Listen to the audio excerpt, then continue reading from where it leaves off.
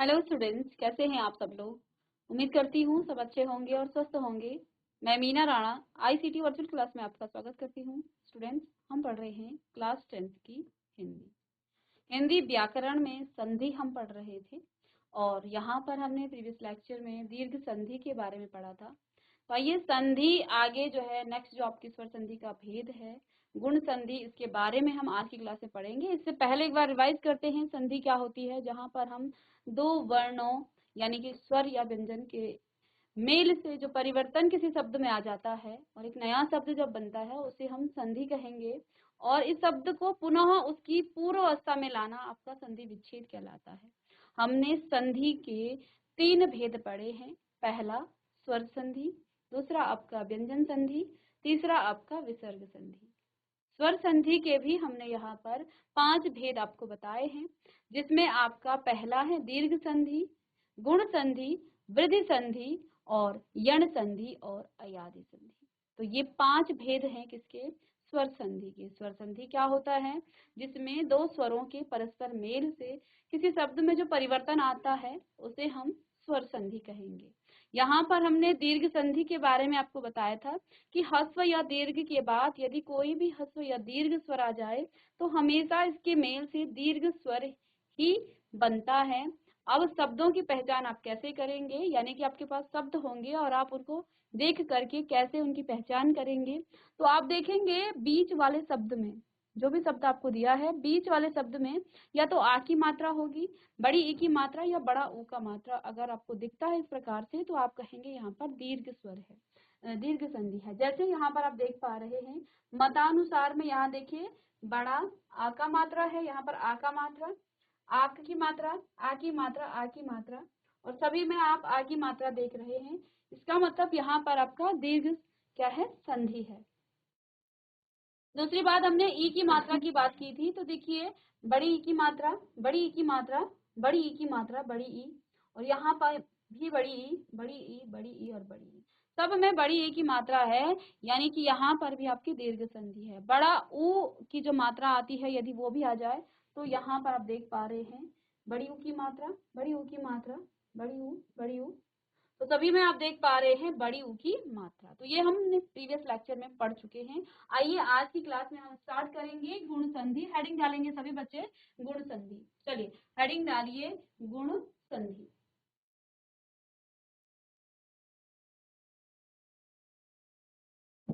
चलिए, तो जैसा हमने दीर्घ संधि में क्या कहा था कि ह्रस्व या दीर्घ स्वर के बाद कोई भी ह्रस्व या दीर्घ स्वर आए तो हमेशा दीर्घ स्वर ही बनता है। अब गुण संधि आप हेडिंग डालेंगे, गुण संधि में क्या कहा गया है कि यदि अ या आ के बाद, अ या आ के बाद इ या ई आए, ओ या उ आए अथवा री आ जाए तो दोनों के स्थान पर क्रमशः ए, ओ और अर हो जाता है। अब जो ये ए, ओ और अर है, इन्हीं के आधार पर आप शब्दों को पहचान भी लेंगे कि ये कौन सी संधि है। यानी कि यदि ए की मात्रा, ओ की मात्रा और अर की मात्रा आए बीच वाले शब्द में तो आप पहचान पाएंगे कि ये आपकी गुण संधि है। तो देखिए पहले शब्द को देखेंगे फिर हम संधि तो कर लेंगे। तो देखिए यहाँ आप देख पा रहे हैं ए की मात्रा, ए की मात्रा, ए की मात्रा, ए की मात्रा, यानी कि यहाँ पर आपकी गुण संधि है। यहाँ देखिए ओ की मात्रा, ओ की मात्रा, ओ की मात्रा, ओ की मात्रा, तो यहाँ पर भी आपका क्या है, आपकी गुण संधि है। अर यानी कि अर का स्वर आना चाहिए। देवर, वर में किसका स्वर आ रहा है, अर का स्वर आ रहा है, तो यहाँ पर भी आपकी कौन सी गुण संधि है। महर, हर में अर का स्वर आ रहा है तो यहाँ पर भी आपकी गुण संधि है। चलिए अब आप इसको लिखेंगे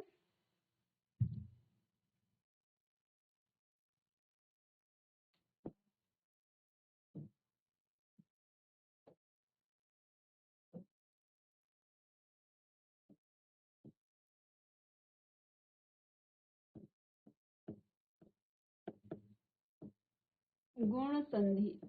दूसरा है आपका गुण संधि। अब यहाँ क्या कहा था, अधन या फिर आधन ई, ठीक है, या फिर मैं यहाँ इस प्रकार से लिखूं कि ओ या आ के बाद क्या आ जाए, ई आ जाए, या फिर ओ या आ के बाद क्या आ जाए, बड़ी ई आ जाए।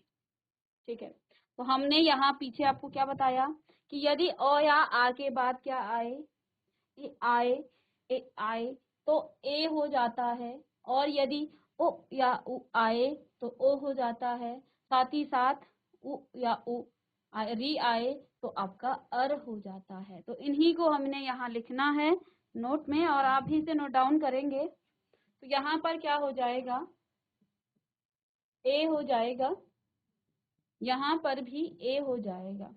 अब इसको आप तोड़ के लिख सकते हैं, औ धन ई ए और आ धन ई ए, दो तरह से इसको लिख सकते हैं आप। ठीक है ना। चलिए, दूसरी बात हमने क्या कहा कि ओ या फिर आ के बाद आपका ओ आए तो ओ हो जाता है, या फिर अ या आ के बाद बड़ा ऊ आए तो आपका औ, सॉरी ओ हो जाता है, सॉरी। ठीक है, या फिर यहाँ पर तीसरी बात हम क्या कहेंगे कि ओ या आ के बाद आपका री आए, ये आपका अर हो जाता है। ठीक है, तो इन सबको आप नोट डाउन कीजिएगा। आप एक एक करके इसके एक एक उदाहरण को हम अच्छे से समझेंगे। चलिए, इसे जल्दी से पहले नोट डाउन करेंगे कि यदि अ या आ के बाद इ या ई आए तो वो आपका ए हो जाता है, और यदि ओ या आ के बाद उ या ओ आए तो वो ओ हो जाता है। ओ या आ के बाद आपका री आए, इसको थोड़ा सा ठीक कर लें, यहाँ पर प्लस था। चलिए, आइए एक उदाहरण से इसको समझेंगे।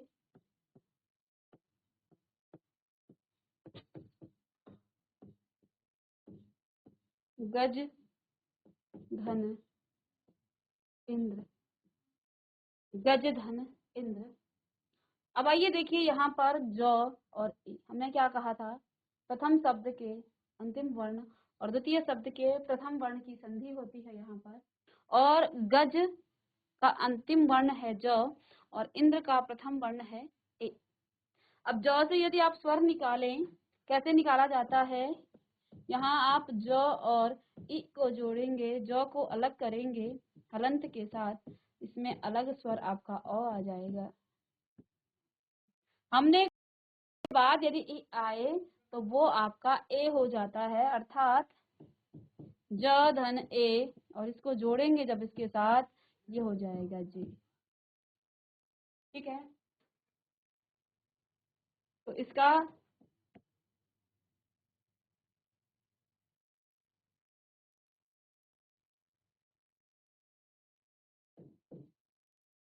इसको मैं मात्रा लगा देती हूँ यहाँ। ठीक है, यहाँ पर भी इसको मात्रा इस प्रकार से भी इसको लिखा जाता है, यहाँ अंक की मात्रा लगा दीजिए। तो ये हो गया आपका गजेंद्र। तो यहाँ पर आप देख पाएंगे गजेंद्र, गज धन इंद्र, गजेंद्र कैसे आया, गजेंद्र ये आपको बता दिया है। यहाँ पर आपका क्या आएगा, ये आपका अ स्वर देगा, और यहाँ ई स्वर है, ए स्वर है। ठीक है, और अ धन ए क्या होता है, ए हो जाता है, अ धन ए हो जाता है, और ये ए की जो मात्रा है ना, ये आपका जॉ पर लगेगा। ठीक, ठीक है, तो ये आपका हो जाएगा गजेंद्र। ऐसे ही सोम धन ईस, दूसरा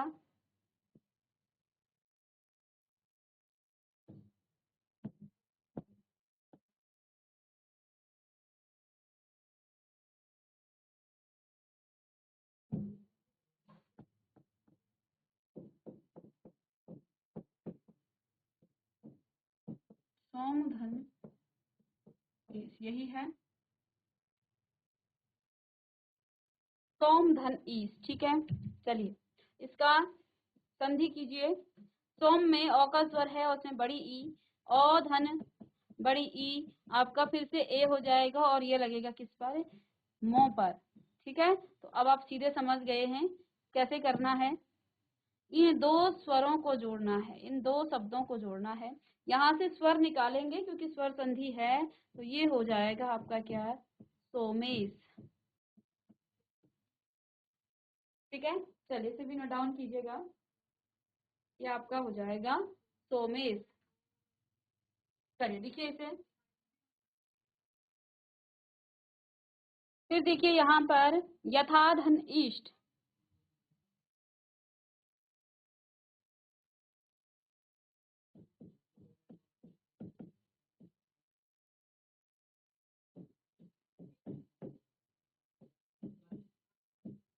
यथाधन इष्ट। ठीक है, चलिए अब यहाँ आपका था है और यहाँ पर इ है, और था से भी आपने थ को अलग किया और इसे आ को अलग कर दिया और इसमें ई। तो आ में जब ई जोड़ेंगे तो ये भी आपका हो जाएगा क्या, ए, और ये आपका हो जाएगा थे। तो इसका संधि क्या हो जाएगा, यथेष्ट। ठीक है, यथेष्ट। चलिए यहाँ पर देखिए यथेष्ट आपका इस प्रकार से आ जाएगा।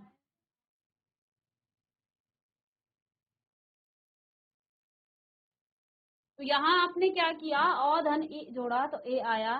किस प्रकार से आया, यहाँ देखिए, औ धन बड़ी ई जोड़ा तो आपके पास ए आया। यहाँ पर देखिए मौ धन बड़ी ई, सोमेश, ये आपका संधि हुआ। फिर यथा आ में आपने इ जोड़ा, इसमें आ का स्वर आ रहा है और इसमें इ है। आ धन इ भी आपका ए होता है और इसमें फिर से आपने मात्रा लगा दी ए की। लंका आ धन ई बड़ी ई, तो लंका धन ईश, तो लंकेश होगा, ए की मात्रा यहाँ पर भी लगेगी। चलिए इनको जल्दी लिखिएगा, इतना लिखिएगा। इसी प्रकार से शुभ धन इच्छा, शुभ भ में अ का उच्चारण आ रहा है और यहाँ पर छोटी ई है, तो अ धन ई क्या हो जाएगा, ए हो जाएगा। अब इस भ पर ही ए की मात्रा लगाएंगे तो ये हो जाएगा शुभेच्छा। परम धन ईश्वर, परम में अ का स्वर आया और इसमें बड़ी ई, अ धन बड़ी ई ए होता है, वो लगेगी मोह पर, तो परमेश्वर। महा आ धन इंद्र, तो आ धन इ ए होता है, तो यहाँ पर आपका महेंद्र। इसी प्रकार से कमला धन ईश्वर, कमलेश्वर। चलिए, क्यों, यहाँ से आपने आ का स्वर निकाला और आ धन ई आपका ए हो जाएगा और ए लगेगी आपकी ल पर।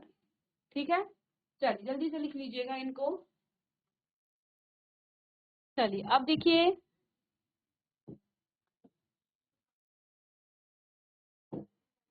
एक यहाँ उदाहरण लेंगे, वीर धन उचित, वीर धन उचित, वीर धन उचित। चलिए अंतिम स्वर्ण और प्रथम वर्ण र धन उ, र से अ निकालेंगे स्वर, क्योंकि स्वर चाहिए, अ धन उ। हमने क्या कहा, अ को जब उ के साथ जोड़ेंगे तो ये आपका क्या हो जाएगा, ये आपको क्या देगा, ये देगा आपको ओ। अब ये हलंत के साथ है और धन इसमें ओ जुड़ रहा है, तो ये आपका क्या हो जाएगा, ये आपका हो जाएगा रो। यानी कि इतने से पर आपने क्या लिखना है, इन दोनों को जोड़ करके आपको क्या मिला, रो। ठीक है, तो यहाँ आप क्या लिखेंगे, वीरोचित, वीरोचित। ठीक है, चलिए इसी में देखिए सूर्य धन ऊर्जा, सूर्य धन ऊर्जा। ठीक है, चलिए अब इस सूर्य से आप क्या निकालिए, यहाँ से अ का स्वर निकालिए। ठीक है, जब आप यहाँ से अ का स्वर निकालेंगे तो ये आपका जो हलंत के साथ होगा, इसको नहीं छेड़ना है आपने, धन उ। अब अ धन बड़ा ऊ क्या होता है, अ धन बड़ा ऊ भी आपका ओ हो जाता है। ओ कहाँ जुड़ेगा, इस य में, ठीक है। ओ की मात्रा कहाँ लगेगी, इस य में। तो अब आप कैसे, देखो डिटेल में जब आप इसको करें तो इस प्रकार से कीजिएगा कि य धन ऊ, और य से भी आप स्वर निकालेंगे तो ये ऊ हो जाएगा, य धन ओ, ये आपका यो हो जाएगा, और इसमें जोड़ेंगे, यहाँ पहले से र भी है, तो अब आप कैसे लिखेंगे, सूर्योजा, ये हो जाएगा सूर्योर्जा।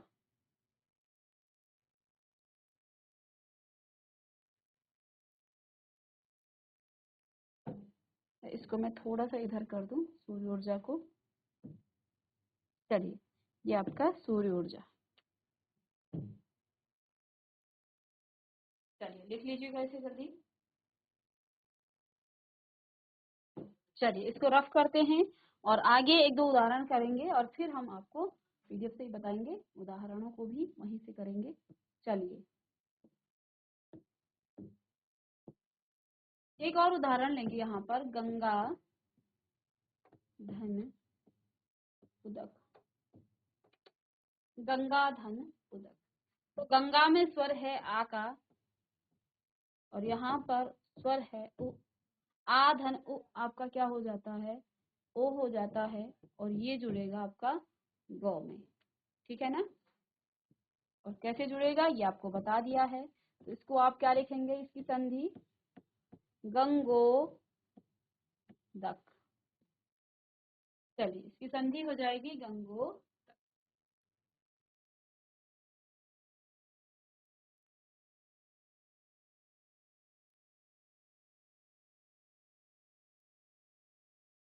ऐसे ही एक और उदाहरण लेंगे यहाँ पर,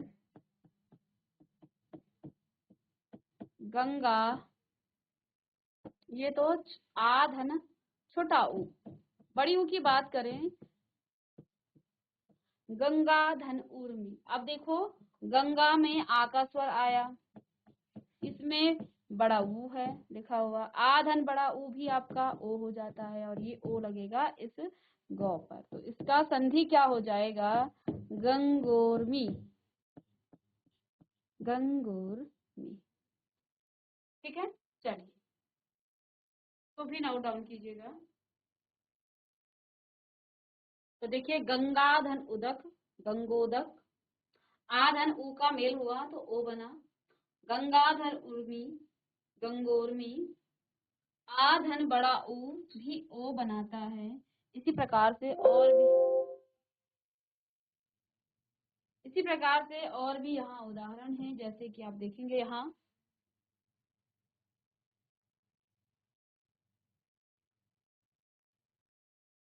ठीक है।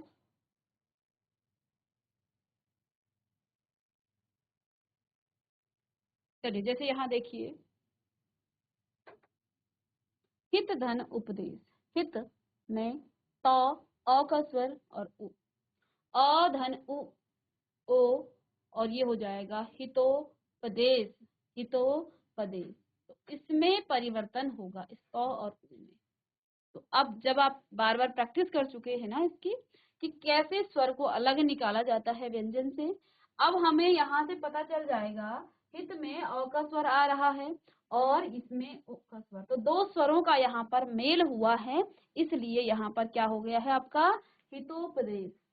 ऐसे ही समुद्र, इसमें भी अ का स्वर है, अ धन ओ आपका क्या होगा, ओ होगा, और यहाँ पर भी आपका समुद्रोर, ठीक है, समुद्रोर्मी, ये आपका हो जाएगा। यहाँ पर आपने ओ की मात्रा लगा दी, ठीक है। महाधन उद्यमी, उद्धि, ठीक है, इसका भी यहाँ पर देखिए, महा में आ का स्वर आया और यहाँ पर उ का स्वर आया, तो आ धन ओ आपका ओ हो जाएगा, ओ की मात्रा हमने लगा दी। बाकी आपने परिवर्तन नहीं करना है, जैसा कि आपको शुरू से भी बताया जा रहा है कि आपने बाकी शब्दों को, बाकी वर्णों को आपने टच नहीं करना है। बस आपने प्रथम शब्द के अंतिम वर्ण को और द्वितीय शब्द के प्रथम वर्ण में ही परिवर्तन करना है। बाकी शब्दों को, बाकी वर्णों को आपने टच नहीं करना है, उसे नहीं छेड़ना है। यमुना धन उर्मी, तो यहाँ पर आप ना आ क्या स्वर आ रहा है, और यहाँ पर आपका उ बड़ी ऊ का, तो आ धन बड़ी ऊ भी ओ होता है, देख पा रहे हैं। ओ का यहाँ पर क्या आया है, मात्रा लग गई है। चलिए इनको भी लिख लीजिएगा। 3 चीजें बताई गुण संधि में।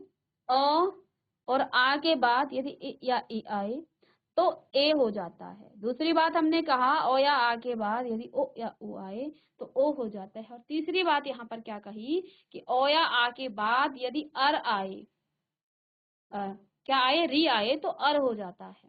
ठीक है ना। तो इसका भी एक उदाहरण देखेंगे। जैसे यहाँ पर आप देख पा रहे हैं अ धन री के बाद अ के बाद री आया तो उसका अर हो गया है। जैसे देव धन ऋषि,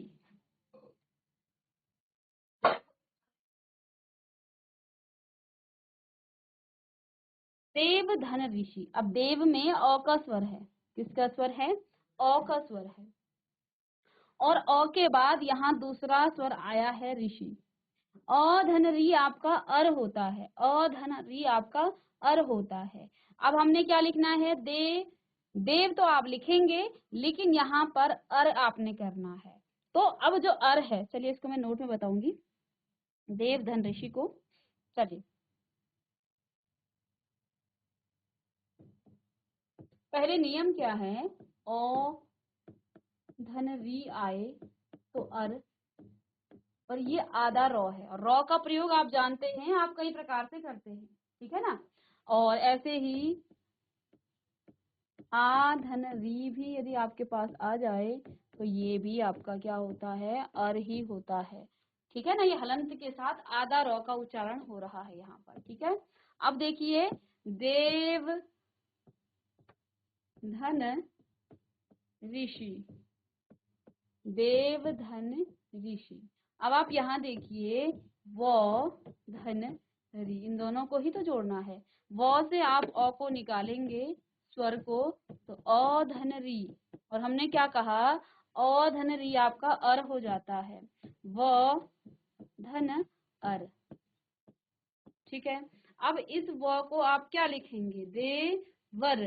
अब इसमें यदि आप अ जोड़ेंगे, किसमें, इस व और इसमें, इस व के साथ यदि अ को जोड़ दें तो ये पूरा व बन जाए। अभी ये हलंत के साथ है, यानी कि आधा व का उच्चारण कर रहा है।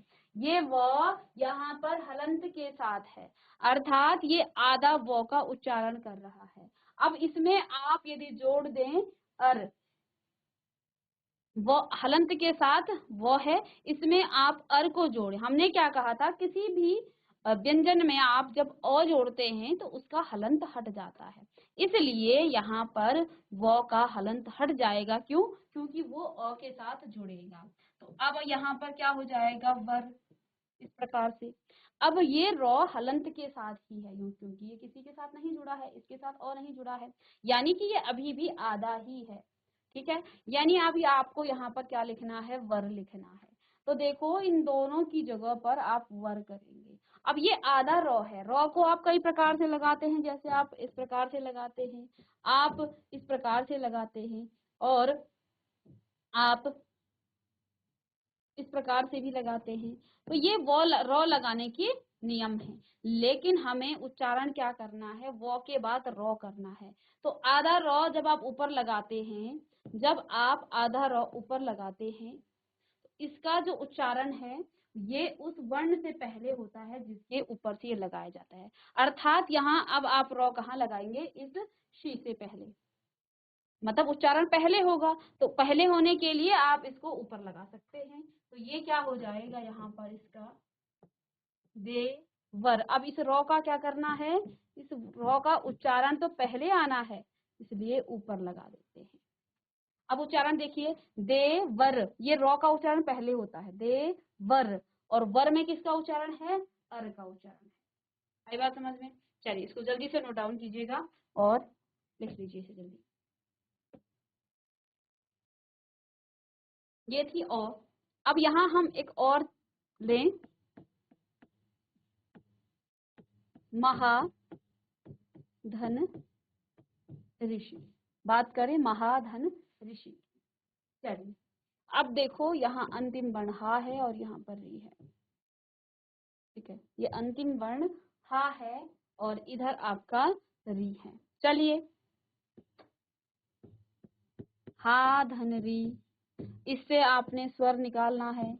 स्वर निकालेंगे तो ह हलंत के साथ, धन आ, धन री। अभी हमने पढ़ा कि आ धन री आपका क्या हो जाता है, अर हो जाता है। ह हलंत के साथ है, धन अर यहाँ पर आपका फिर से आ जाएगा। अब फिर से इस अ को जब ह के साथ जोड़ेंगे, इसका हलंत हट जाएगा। नियम देखिए, इस हर, ठीक है। अब ये आधा रॉ है, यहाँ आपने क्या करना है, इसकी संधि करनी है। म है, अच्छा रॉ को आप कहाँ लिखेंगे, यहाँ लिखेंगे। क्यों? क्योंकि इसका उच्चारण पहले आएगा। तो ये क्या हो गया, महाधन ऋषि महर्षि। किस प्रकार से आया है, कैसे आया है, इसको समझना जरूरी है। तो महाधन ऋषि क्या हो गया है, महर्षि। चलिए जल्दी इसे भी नोट डाउन कीजिएगा। चलिए, तो यहाँ पर देखिए, महाधन ऋषि महर्षि, देवधन ऋषि देवर्षि। ये नियम है, अ धन री, अ को री के साथ जोड़ा जाता है तो आपका अर हो जाता है। और आप जानते हैं देवर्षि में वर आया है, वर में अर का उच्चारण आ रहा है, तो ये यहाँ पर अर दे रहा है। और साथ में यहाँ पर देखिए, आ धन री आपका अर हो जाता है, आ धन री आपका अर हो जाता है। और यहाँ पर आप देख पा रहे हैं कि महाधन ऋषि में महर्षि आपका आ गया है और हर में भी आपका किसका, अर का उच्चारण आ रहा है। तो इसी प्रकार से आप यहाँ पर गुण संधि के और उदाहरण भी पढ़ेंगे, जैसे ब्रह्म धन ऋषि, तो यहाँ मो है और यहाँ री है। मो में अ का उच्चारण, अ धन री आपका क्या हो जाएगा, आपका मो अर हो जाएगा, ठीक है, अ धन री अर हो जाएगा। तो जैसे यहाँ पर ब्रह्मर मर आया है, अर का उच्चारण आया है। राजा धन ऋषि, आ धन री, ये भी अर का उच्चारण देगा। राजर श्री, जर में भी अर का उच्चारण आ रहा है, ठीक है। तो ये थी आपकी गुण संधि और गुण संधि के नियम, साथ ही साथ इसके उदाहरण हमने पढ़े हैं। नोट डाउन कर लेंगे सभी। तो गुण संधि क्या होती है, ओ या आ के बाद यदि इ या ई आए तो ए हो जाता है, ओ या उ आए तो ओ हो जाता है, और री आए तो अर हो जाता है। चलिए अब हम आगे पढ़ेंगे यहाँ पर वृद्धि संधि। इसका थर्ड है यहाँ पर वृद्धि संधि। हेडिंग डालेंगे सभी बच्चे, वृद्धि संधि, वृद्धि संधि, वृद्धि संधि। अभी तक हमने स्वर संधि के दो भेद पढ़ लिए, दीर्घ संधि और गुण संधि। तीसरा है वृद्धि संधि। चलिए हेडिंग डालेंगे वृद्धि संधि।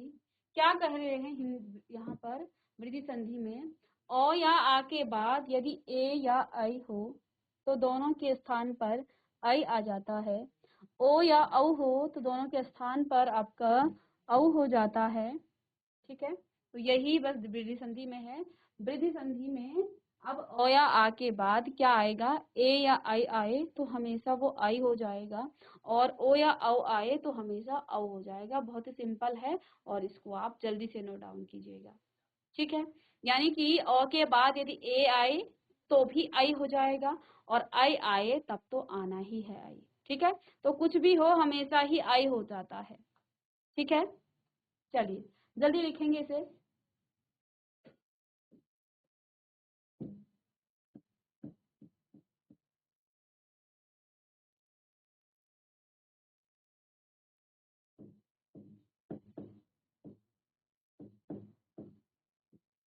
तीसरी संधि है वृद्धि संधि। वृद्धि संधि का नियम क्या है, यदि अ के बाद ए आए तो आई हो जाता है, यदि अ के बाद आपका आई आए तब भी आपका आई ही हो जाता है। आ के बाद यदि ए आए तब भी आई हो जाता है, सिंपल सा नियम है। और आ के बाद यदि आई आए तब भी आपका आई ही हो जाएगी, यानी अ के बाद ए या आई कुछ भी आए हमेशा वो आई हो जाता है। ठीक है, तो ये नियम है पहला।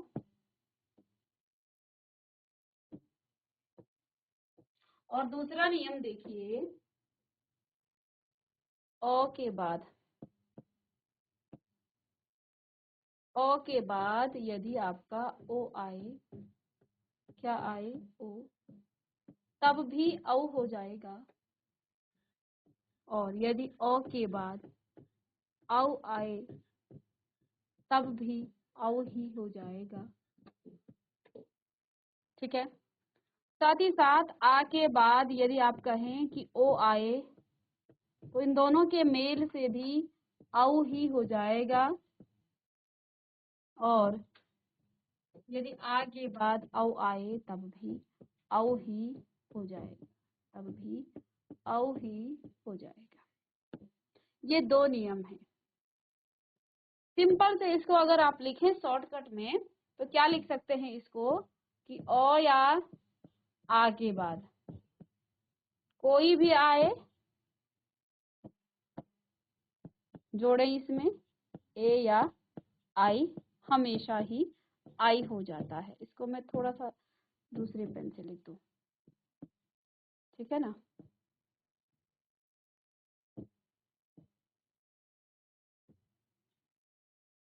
चलिए, ओ या आ के बाद कोई ए या आई आए तो हमेशा आई हो जाता है। इसको थोड़ा और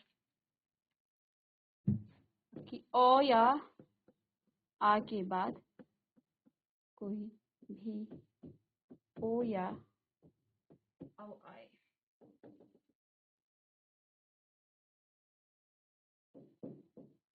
तो वो हमेशा आओ ही हो जाता है। तो ये नियम है, और तो आप लिख लीजिएगा अपनी नोटबुक में।